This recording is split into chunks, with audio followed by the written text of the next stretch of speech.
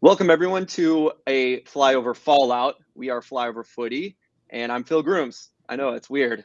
You should be listening to Matt Baker right now. Matt is on the West Coast in Sonoma, in California, I believe, and doing some things that he needs to do with his family. And I'm having to do a lot of work this week. I'm having to do all the work that Matt usually does for us. So it's been an interesting experience as I go on vacation here in Florida with Universal Studios with my 10-year-old son, alone with him, which has been fun, and my wife. But Santiago Beltran is here, and Santiago, we both got to go to this game in Fort Lauderdale yesterday. Yeah, that was great to be there, to be able to call the game from there. People from Inter Miami treated us really well, and although Yeah. we didn't have a booth because obviously it's a smaller stadium, they gave us a great space and we had a great view. But it was great to be there and just see the boys going back and forth with an Inter Miami, which is stocked with stars and even some younger players. So it was good to see a team competing head to head with Inter Miami.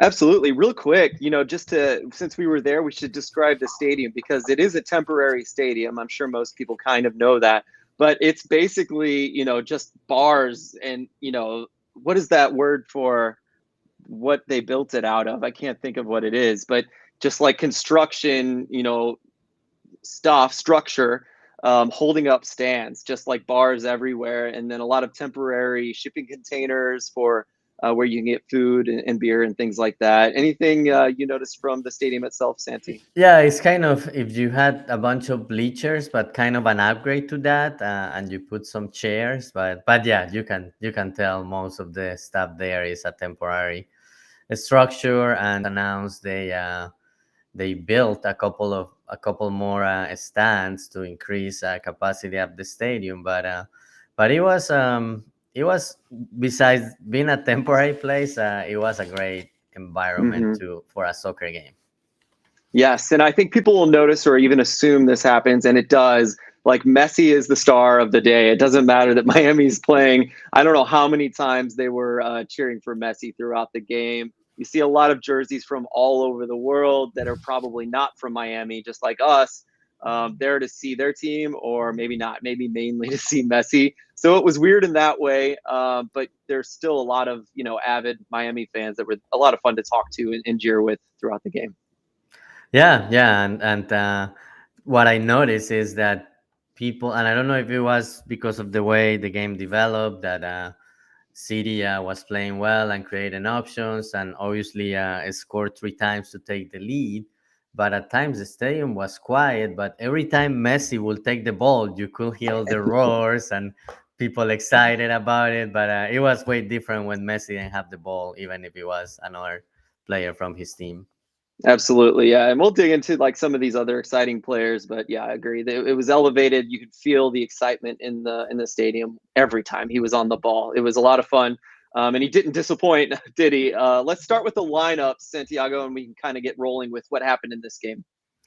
Yeah, so starting 11, City had Berkey, Marcanic on the left side, center backs Nilsson and Parker, Thomas Totland on the right side. Then defensive midfield, Edu Leuven and Chris Dorking. And offensive midfielders Celio, Indy, and Rasmus Alm. And then Joao Klaus as the striker. And Rasmus Alm have to leave the game early with an injury on the 27th minute, and Jose Kijima came for him, and he did a great job. We're gonna talk a little bit more about that. But Phil, just when you saw that lineup, obviously it wasn't our consensus lineup. What were your thoughts about it? I think we have to mention that we decided to do a fun one this week with the consensus lineup. I don't think in any way did we think it was definitely going to happen, but we did have fun with a five in the back lineup that actually ended up sort of happening later, didn't it? Now that I think about it. But this lineup, I think, was wonderful. I think it's who, if we were to guess Leuven starting in the lineup, I think every other piece fell into place how we would expect, right? Yeah, we had Leuven on our consensus, and we had some fun back and forth about the five in the back and who was gonna be on defensive midfield. But in the end, we aligned on something. Obviously, that five in the back didn't happen, but it was great to see Edu Leuven back to the starting 11, first time since March 9, when City played against Austin. So almost 2 months. Previous two games he had played 25 to 30 minutes, but he started and he made a difference. You can like feel his presence, and little by little he's starting to get back to that Edo Leuven from last year. Absolutely, and it looks like Nilsson is cemented into the lineup, and Marcanic came back after having Hebert at left back in the last game. So I was happy to see it. This is exactly how I would have set it up if I thought Leuven could go a decent amount of time. And we're going to find out that he played a pretty long game actually. So Yeah, and that was some of the hesitation we had with Lou, and we thought, oh, maybe he's ready for 45, but does he start from the beginning, or maybe that's a second half sub? But when I saw the lineup, I was happy. I was like, well, maybe this is like a 45-minute thing, or maybe a little longer, but it will depend on how he feels, and the mhm. team measures all of that, and they will know when to take him out. But I'm glad he went for that long. Me too. Honestly, I mean, he wasn't super sharp as he could be, but it's just such an elevation when he is in the game, and the stats for that out as well. Should we actually get into the game flow here, Santiago? I have a lot of notes. Yeah, the last thing I wanted to mention is that AC Jackson wasn't on the game day lineup. He wasn't even on the Oh, bench, which is a first in a long time. So yeah, I think the fact that Leuven was with the group, and the game plan City had, and also it's interesting because Jose Kijima came, and he did a great job. So maybe it's one of those internal competition things that Kijima won the spot thanks to what he has been doing with City 2, which we're gonna go into that as we go into some of the stats and notes from the game. absolutely. A couple talking points in that conversation alone, actually. But yeah, I'll try. I have a lot of notes, but I will, Santiago, interrupt me if you'd like to talk about any of these, but I'll name a couple big ones. The early switch was on in the beginning of this game, or the big switch was on for Miami multiple times, from Messi to the right back, or at least to Weigand at the right back several times, and he was wide open, but it was dealt with decently well by City. We know that can be a weakness for them. Taylor Twellman in the ninth minute mentioned that Miami was winning more of the second balls early in the game, something that did not continue, luckily. A couple really good plays from Alm and Celio, both of them teaming up. A really amazing play in the 13th minute. Celio had a lot of really good steals and interceptions in this game. Only four I saw in the stat box, but it felt like a lot more. I know he was interrupting a lot of plays as well as some of those blocks. But a really nice pass from Celio to Klaus to Totland running on, and then Totland crossed it back to Celio, who sent it into Indy, who was running in behind, and that shot got blocked. It was a bit of a weird angle for Indy. But here's a big one: 14th minute, a corner out that went out past the box to Celio on the edge in the corner almost. And he dribbles a little bit and sends it to Durkin, who's sprinting out of the box, facing away from goal, settles it just outside the box, turns almost all the way around, not quite even all the way around, and hammers it into the top right corner for a goal.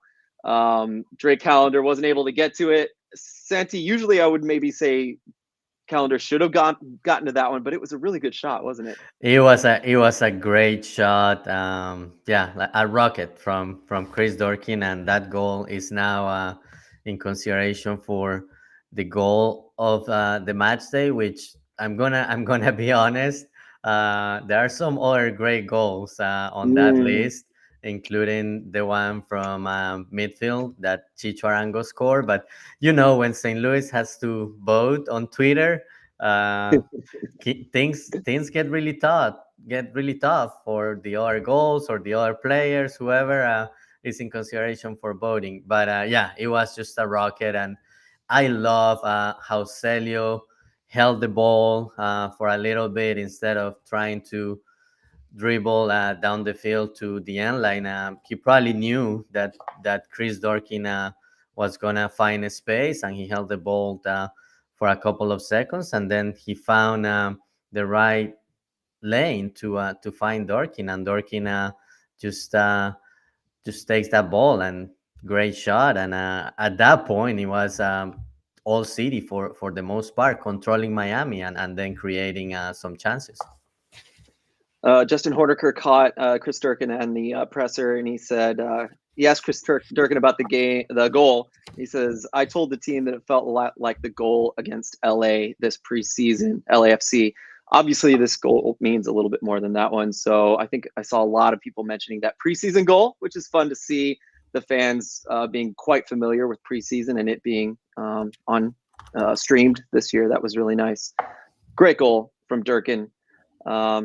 So good news there. It doesn't take long for bad news to hit because in the 21st minute, Alm runs into Rojas and a foul is called against Alm.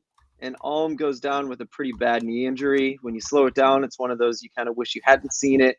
A lot of lateral movement in the knee area. I know a lot of people are wondering about his ACL in this one, or worried about his ACL. So Alm goes out. I know he just came back not long ago, and so this is really hard to see. Pretty much a non-contact kind of an injury. So I don't know. Alm is definitely out, maybe for the season, but it's too soon to say. Nothing official from the club. Yeah, we should find out more. I don't know if tomorrow or later in the week. But yeah, just some speculation. And I think you tweeted about that, the way his knee was wrapped. Like people Yes. were thinking ACL. Yes, we will see. Obviously praying for the best there, that he can come back and play for us this year. That'd be really nice. He's an important piece, one of our favorite, as you guys well know. But then, as Santiago was teasing earlier, it's Jose Kijima that comes in for him, and you would maybe assume that Kijima comes in to replace Leuven in the 6 role, the 8-6 role in the double pivot, and then Leuven would play in his normal 10 role when you have 3 kind of central midfielders in that aren't attacking minded. But Santiago, you weren't as surprised as perhaps other people because you watch City too, and this has been happening, hasn't it? Yeah. I have been to a couple of City 2 games this year where he has played as a number 10. And the first time I saw that, it was like 2 3 weeks ago, and I happened to do a player interview with him for the broadcast after like it was that same week after he had played. So I asked him about that. To me, it wasn't a surprise just because he had previously mentioned that he can play multiple positions. So I asked him and I say, hey, I noticed you were playing more of an offensive role with CD2. And he said, yeah, I just want to learn that position a little bit more. He said he did it with Wake Forest, but he said he like college is different, and he wanted to get Mm. familiar with the position. He knows he needs to think a little bit quicker. So he took an opportunity to do it with CD2. He said he had talk about it with Chris Duval, one of the coaches at CD2, and the opportunity to do it presented itself. He didn't find out about it until the previous day or the day of, but he embraced it and he did well with CD2. And when I saw him coming in, I thought the same thing you said. Oh yeah, he's gonna be number 6, and Lubin moving a little bit. Leuven moving as a number 10, but when I saw his positioning, I wasn't surprised just because of what he had been doing with CD2. It just shows how great CD2 can be for the development of some of these young players. Yeah, absolutely. I guarantee you that helped because I think we'll get into it in the stats portion. My mind was blown by how Kijima did in this game because he came in and I thought, oh man, he's been really rough in the last 2 MLS games, a lot of giveaways. And I think Taylor Twellman even came on. After I watched this game, Kijima just improved from his last MLS minutes to this game. Unbelievable amounts. It was incredible how well he did. And I think it was more noticeable because I do think he did so poorly in the previous minutes he got. And, I was just really impressed with a lot of his passes in behind.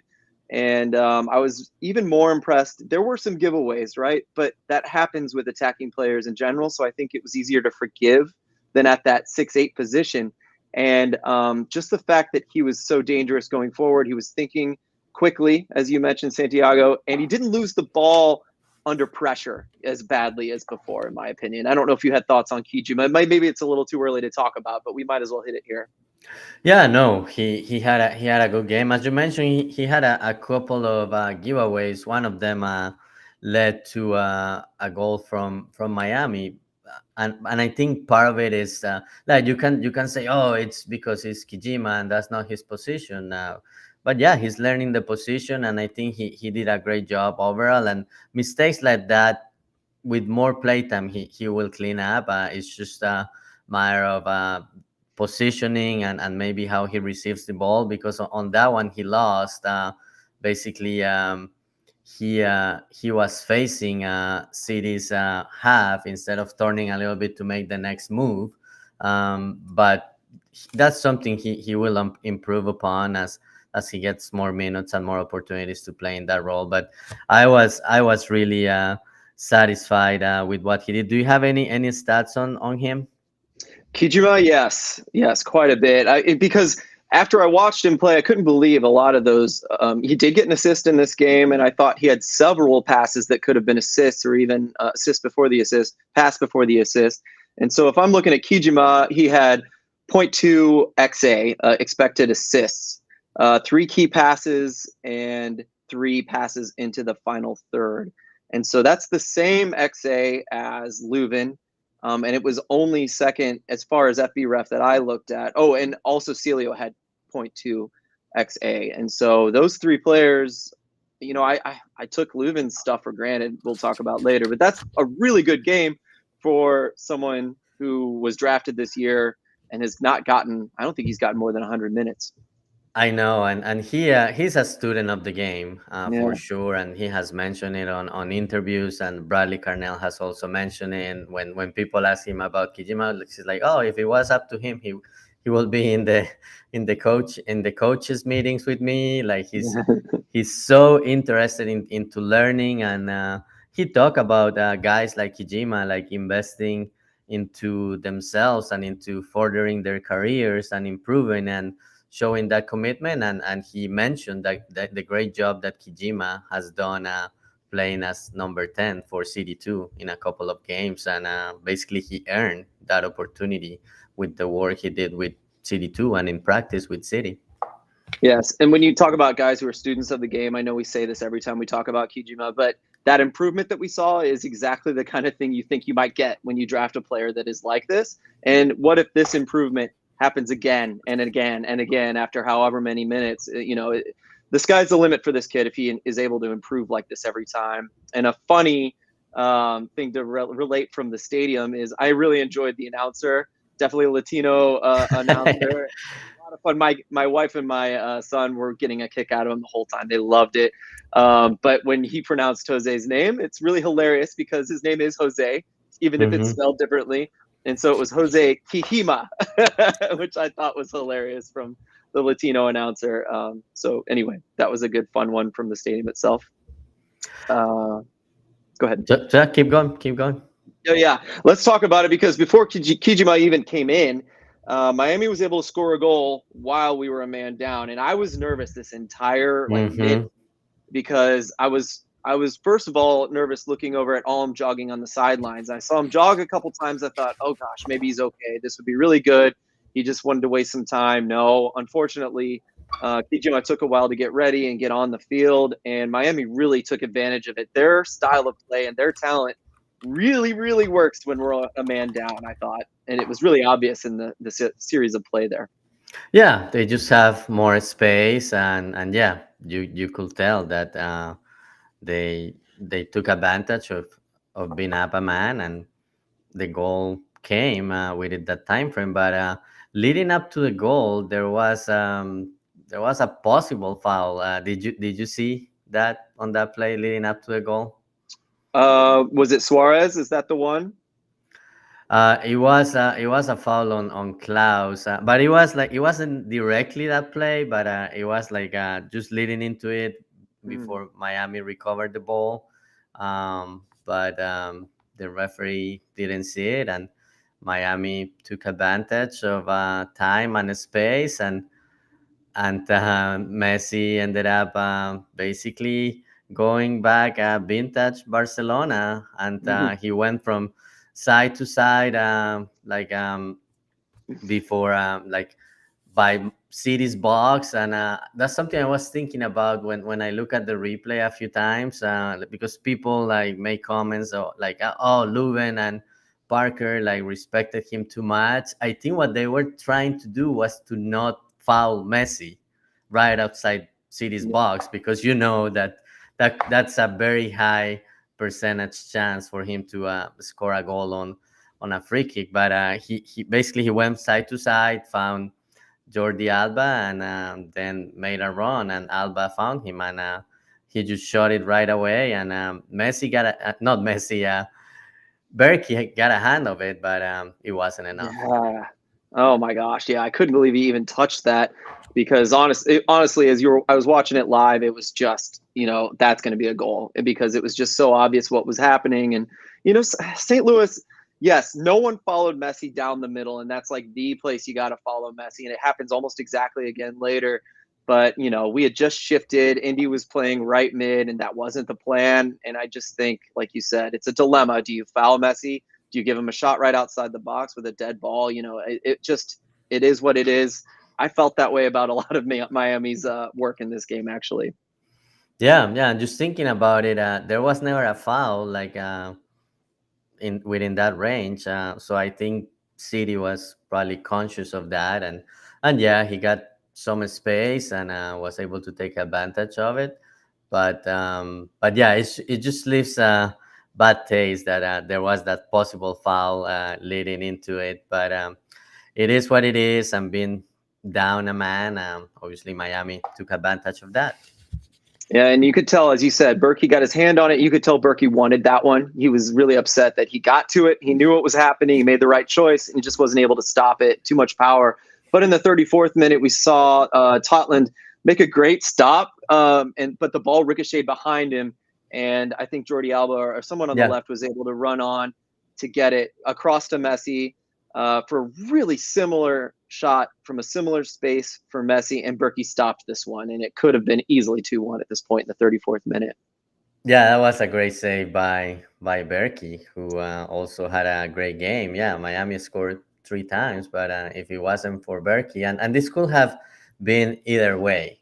Like City created a lot of chances, Miami did too. Berkey stopped. He had like three or four key saves to keep City in the game or to avoid Miami tying it up. But final score was 3-3. It could have been 6-3 either way. Absolutely. A couple really good chances for City here. My favorite was 36th minute. There was another turnover from Celio. Similar idea here. He crosses it into Klaus, lays it off for Kijima. Kijima passes it. This is one of those great passes I wanted to mention to an on-running Indy.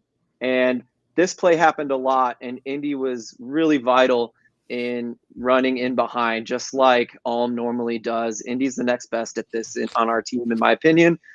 He got in there, well defended. Indy wasn't able to score, which is the other kind of theme of this game.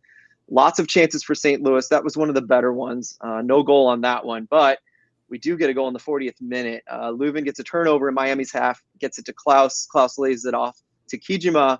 Kijima, another great pass to an on-running Indy. Indy does a beautiful step over and then shoots it in the bottom right corner with his weak foot, which he has admitted is not as good as his left by far, but he did a great job to use it in this case. The near side, I think Drake Callender should have gotten to this one, in my opinion, but I am so happy that Indy got this goal running full speed and doing good work.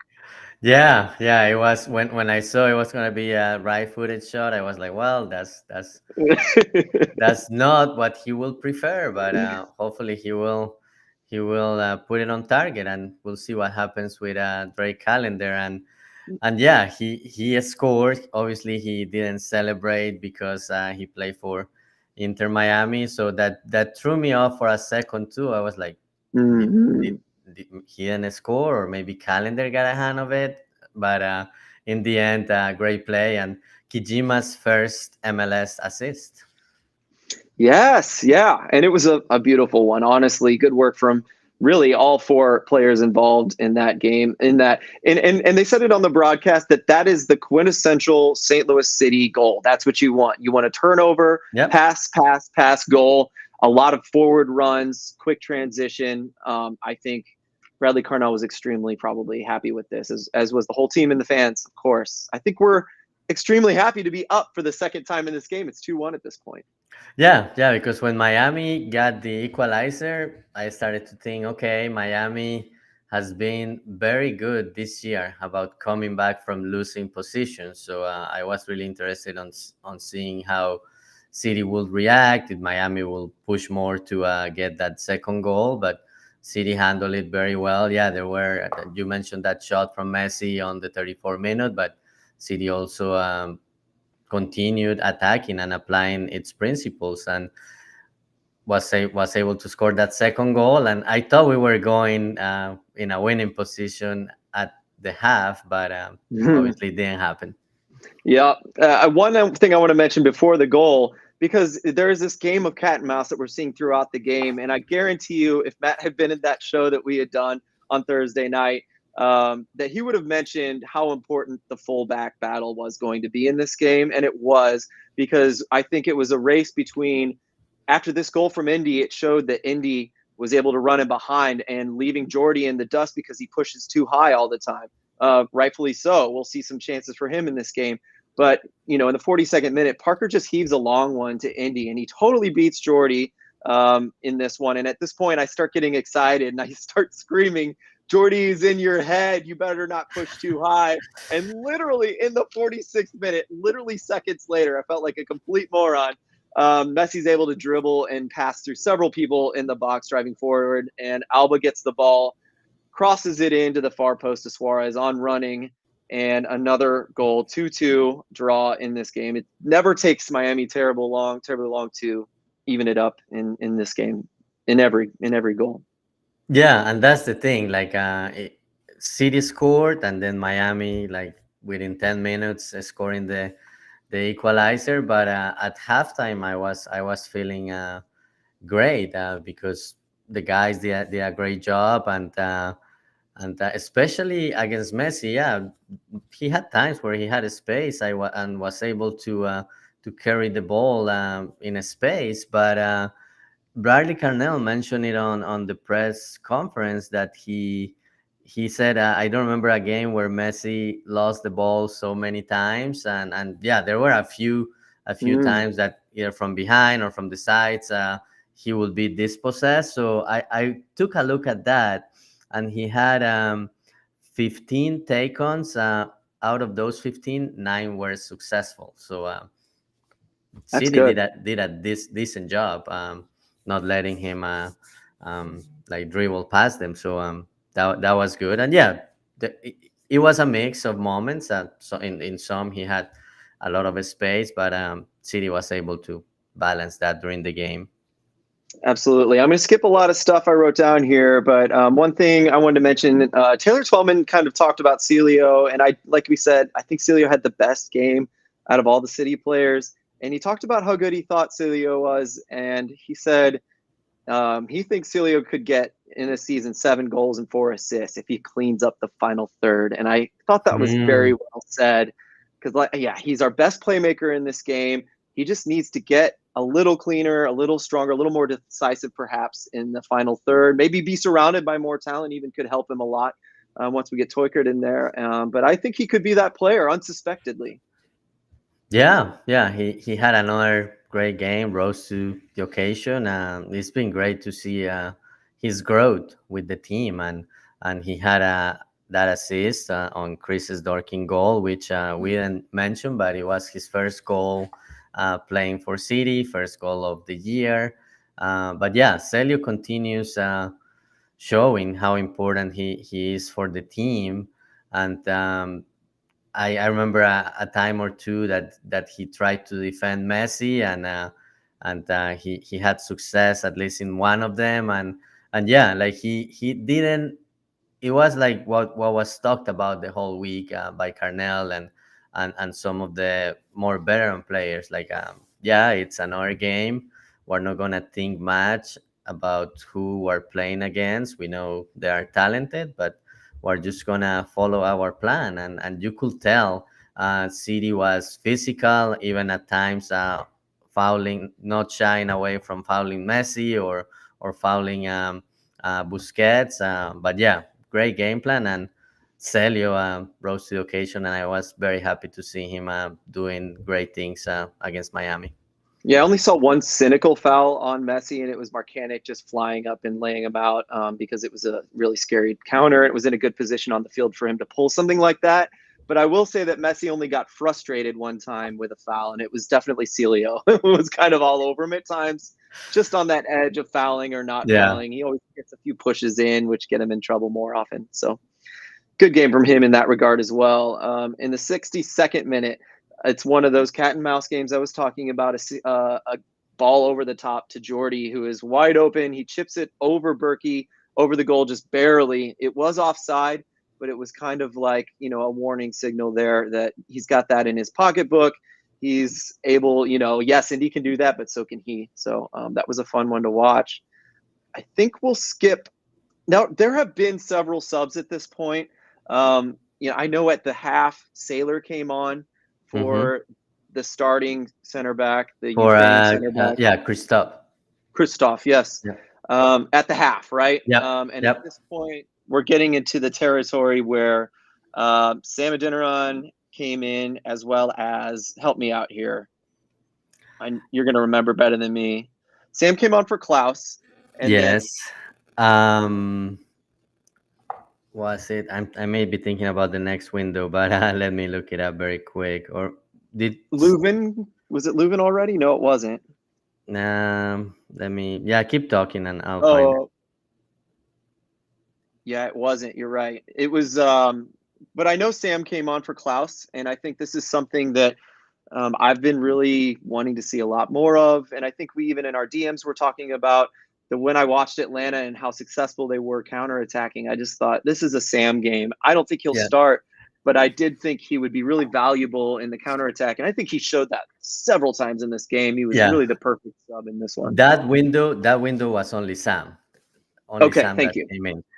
67 minute he came, and yeah, I was thinking the same thing as you. This is the perfect situation for Sam because at this point Miami has tired legs, and he could be dangerous in transition with his speed. And City had already been able to find a lot of space on that right side with their right back.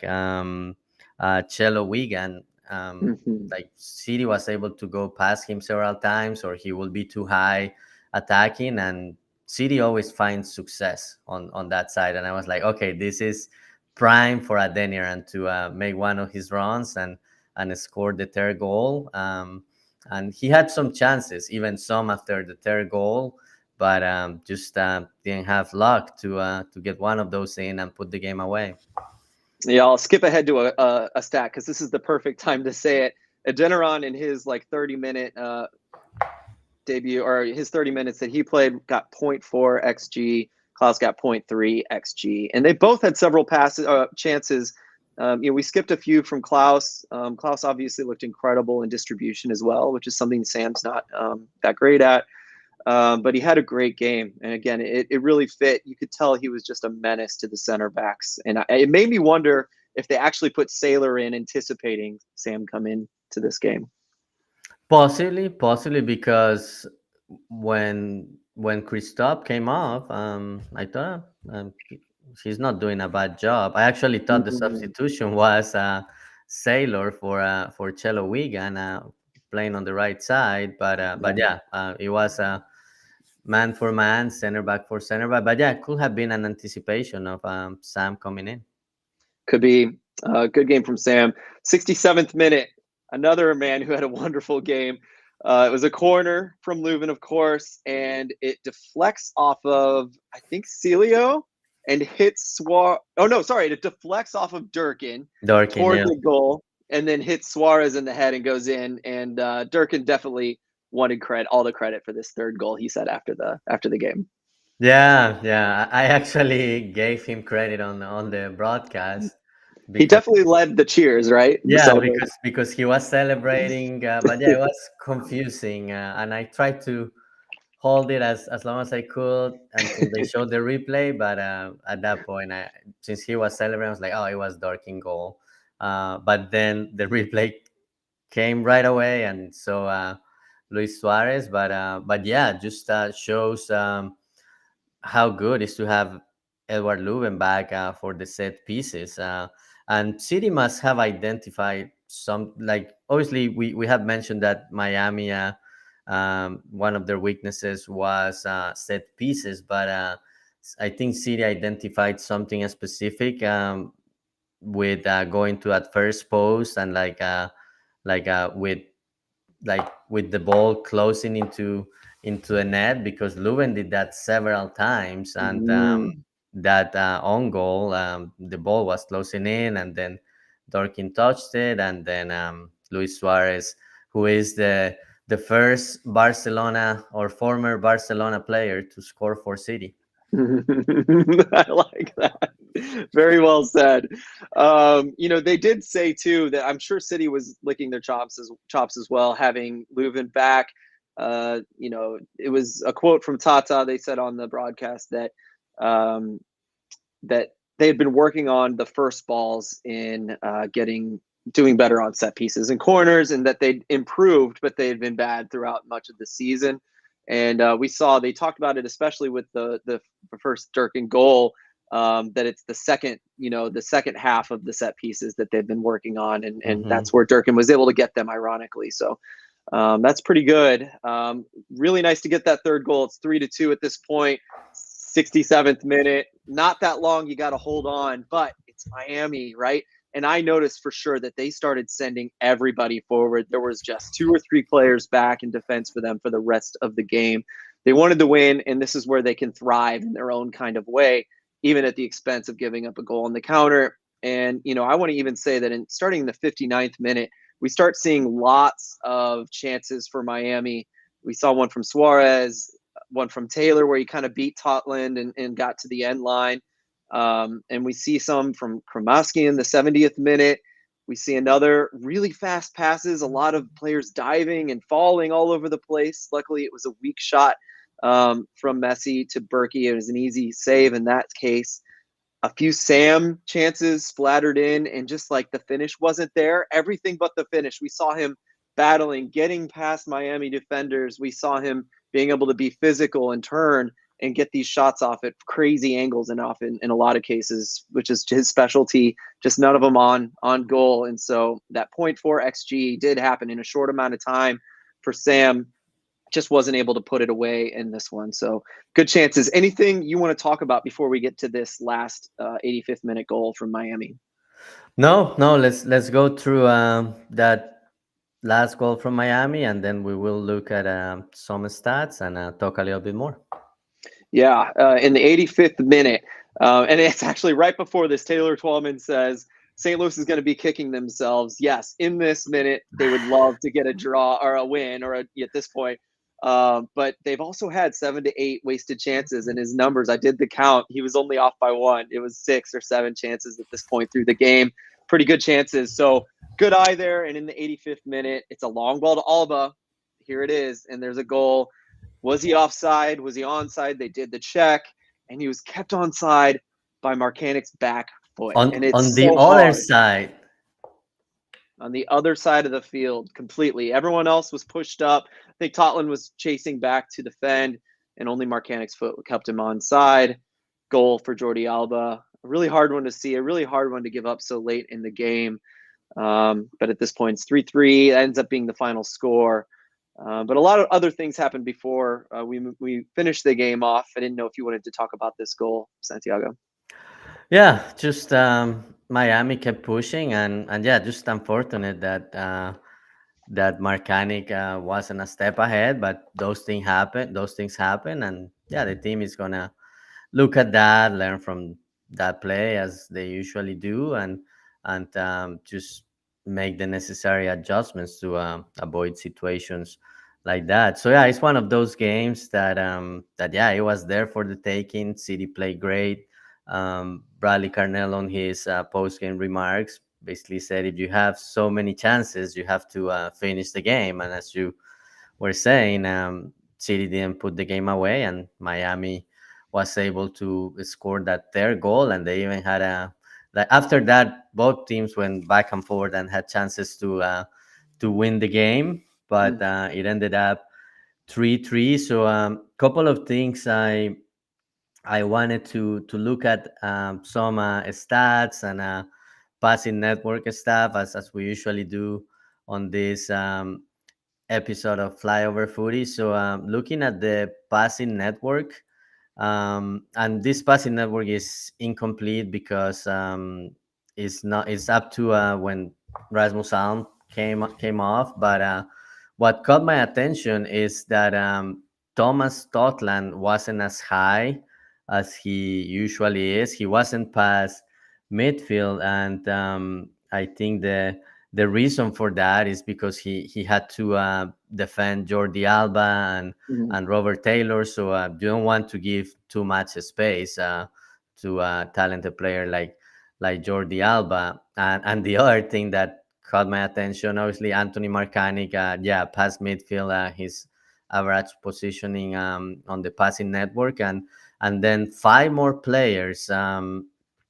Yeah, five more players: Leuven, Basilev, Celio, Chris Dorkin, and Joao Klaus past midfield. And I think what that shows is that City and the average defending position for City was also close to midfield. And I think the way City wanted the game to go was to basically win that midfield battle, keep the ball on Miami's half, and re- gain possession when Miami had it at midfield instead of letting them advance to the final third. And that's when Messi is more dangerous, and if you give him a space, he can just take a shot from outside the box, or do have a couple of dribbles and put a teammate in position to score. So I really like the way City at the same time defended well, but were also aggressive in their positioning and trying to win that midfield battle.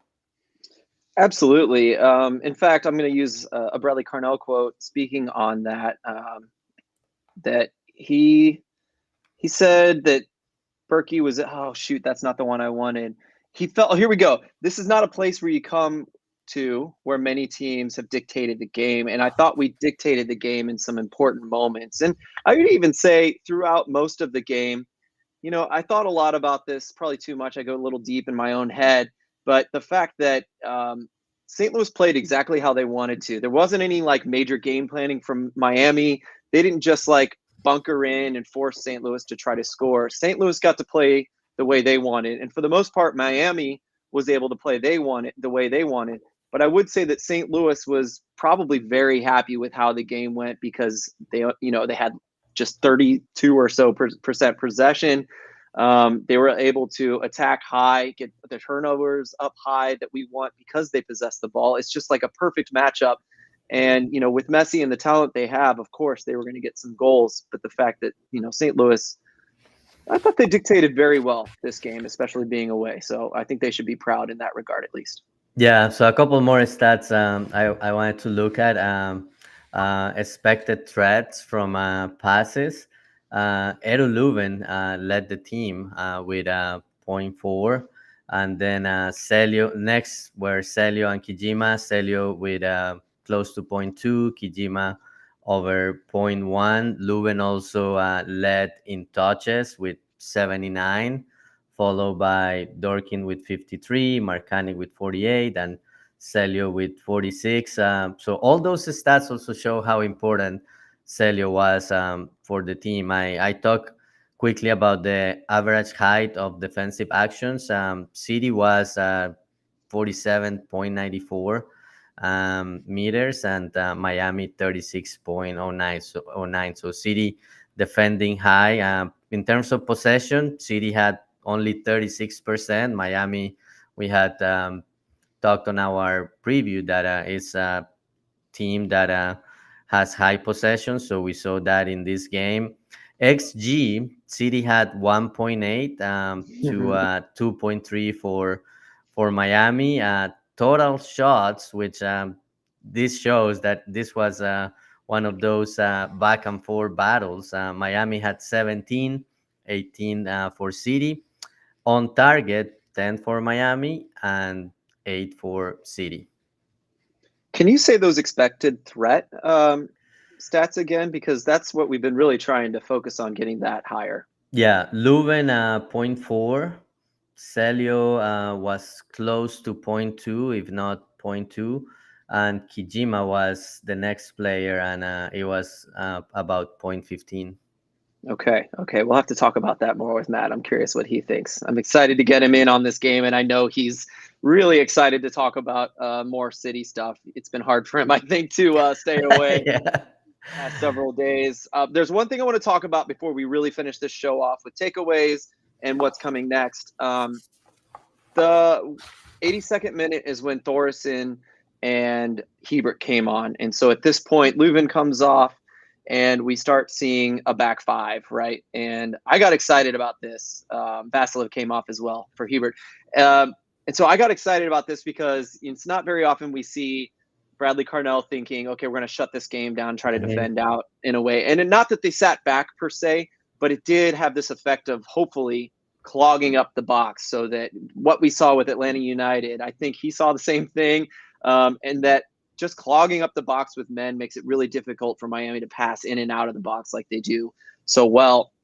And I don't think it quite had that effect, strangely, but it was a good thought, right? And so we saw at that point, we saw Thoresen on the right, Celio on the left, Sam up top, and then Kijima slipped into Kijima and Durkin were the dual pivot there in the middle as the 8-6s. So I don't know if you had any thoughts about the back five that we had for about 20 minutes there. Yeah. So yeah, obviously the end result was that Miami scored. So I Yeah. don't think it worked as we expected it. But part of it, I think, is that Leuven was basically done for the day. He had not played so many minutes since March. It's a good step on his progression to becoming a regular starter and play 90 minutes. But I think at that point, that's all he had. So you had to make a substitution. And yeah, like when Torison came in, and you mentioned it's not like City parked the bus, it still kept Yeah. thinking about the offensive transitions. But he didn't have a good game. He lost too many balls, and didn't look good to me. Someone on the chat, let me see if I can find the comment. Colton Cook asked if Thor needs to go down to CD2 and get some minutes to get more competitive minutes and more confidence. What do you think about that? I have been the biggest champion of Thor because I thought he would get himself into dangerous positions and just someone would find him and he would score. And that just hasn't been happening. I don't know if we're not building, attacking in a way that's good for him, or if he's just not up to par. Because it was another thought I had, kind of what you said there, Santi, that once we brought in those last subs, it was a bit of a drop in quality of player, I think. And maybe I'm wrong, I'm not sure, but I do know that we weren't able to stop the team. We weren't able to stop Miami, who's the best attacking team in the league. So I don't know what to believe there. I don't want to go too far either way. But Yeah. you mentioned AZ not being in the 18, and I wasn't happy with Thor. And I think going forward for me, I'm ready to, with maybe the Alm injury, I'm ready to see a lot more AZ coming in late in games over Thor. Yeah, once we know what the stand of Alm's injury is, I'm sure we will talk a little bit more about that. But yeah, Phil Colton here basically mentioned, called it changing to a back five. Basically, City gave more space to Miami because he was not defending at Mm, that midfield height anymore. So yeah, you want to defend on a lower block, but it just didn't work. And sometimes you think, why do you change something that is working. If you are winning the midfield Mhm. battle, why not make your substitutions to continue doing that? And in the end, Miami found that equalizer and was close to getting the fourth goal a couple of times after that. Absolutely. And that was another thought I had about Kojima as well. That, looking at what Taylor Twellman said, that he thinks he's more of an 8-6 long term. And we had the same thought that, perhaps putting Kijima in the 10, if he is prone to make mistakes or give the ball away, at least those mistakes are higher up. But the other good side to that is that looking at the top, four players pressing in this game, putting Kijima at the 10, he was really good at pressing. He was really a rabid presser. Of course, Celio did a great job. Indy does a wonderful job. Klaus has his moments. And so, that's another good thing about this game is even Kijima looked great, had some good passes, but we know for a fact that he was pressing the heck out of Miami. So, Yeah, he did a great job on both sides, and yeah, I mentioned he can play multiple positions. He when I spoke to him, he said the coaching staff sees me more as a defensive midfielder, but I can play in any position they tell me to play, and I think playing as a 10 with CD2 paid off for him. Phil, let's move into our final player spotlights and some facts so we can close the show. So, first thing, man of the match. Obviously, the man of the match by popular vote was Chris Dorking. But personally, for me, I have Roman Berkey just because all those saves. He had 7 saves during the game. He have the one on the minute 34 from Messi. I think he kept seeding the game, and as I mentioned before, this could have been a 5-6 goal scoring game for either side if it had not been on one side for Berkey and on the other side, City just couldn't finish and put the game away. But I wanna make make a special mention to Celio because he also had a great game. He led the team in shot creating actions. He had he had six. No, sorry, he had 8. Um, Next was Leuven with 6 and Kijima with 4. And he also led the team in tackles plus interceptions with 5, tied with Dorkin. So not only was his offensive work very good, he also contributed on offense. And he uh, he went head to head with Messi a couple of times. He wasn't afraid of playing these big players and rising to the occasion. So for me, Berkey and then Celio will be next. What do you think? I completely agree. I think my only quote, and it sounds so stupid, it's like obviously Phil, but I tweeted that Berkey is our Messi, and it's just so true on so many different levels that Messi is something special, but Berkey pulled some things out in this game that were just incredible. And the low five from Messi after Berkey had that second massive save on him, where he was just shaking his head like, "How is this happening? How did he stop that?" Game recognizing game. It was just really cool to see, an all-star goalkeeper facing one of the best in the world. That was a lot of fun. But that said, every time there's going to be magic in every game from Berkey, and you have to recognize Celio in this game. He really was impressive. I agree. Yeah, City didn't get the win, which is like it leaves a sour taste that City did enough to get the win. Unfortunately, what counts is how many you score, and City couldn't get one more. But Phil, I wanted to mention something else from our friend Matt Doyle. I was looking Yeah. at some stuff and he actually had some love for St. Louis, which is something we rarely see. He thinks that City is actually better than last year, and he actually backed it up with some data. So here it is: expected assists per 90 has jumped from about 0.75 last season to over 1.0 in 2024. They have increased their numbers of passes in the attacking third by about 20%. Touches in the opponent box have jumped from about 20.5 per game last year to 28.7 per game this year, which is a 40% increase. So, yes, it's still a lot of ties and it's not perfect. The team is not in playoff position, but I wanted to mention that even one of the MLS pundits that doesn't usually show love for City is saying that this is a better team than last year's team.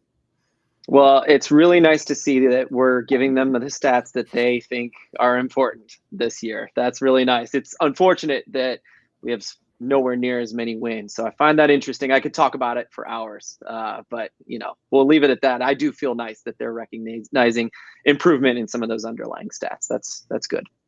Yeah, and just some very quick some facts after this game. This was the 15th game with City scoring at least 3 goals since the start of 2023, the most in MLS over that time frame. And the record for City in those games is 12 wins, 0 losses, 3 draws. City remains undefeated against Miami with 1 win and 1 tie. The 1 win coming last year. It scored 3 goals on both games against Miami. Celio Pompeo earned his third assist of the season. Now he has 3 goals and 3 assists. Basilev scored his second goal of the season. First time he scored against his former team, Inter Miami. Obviously, he didn't celebrate it. Kijima recording his first ever MLS assist. So yeah, great game. Unfortunately, that the 3 points didn't come to St. Louis, but I'm happy with what I saw, and I think now City just needs to get a good string of wins, games where it gets 3 points, and don't lose separation from the pack that is currently in playoff position, and also starting to get in those playoff positions. And yeah, this schedule, in theory, the schedule this last 4 game obviously was brutal, and 3 losses and this 1 draw with Miami. But looking at what's coming, St. Louis sits in 11th place after this game with 17 points, 3 points behind Portland Timbers, who is coming to City Park on Saturday. So that's the next opponent, and it may be early, but I think this is one of those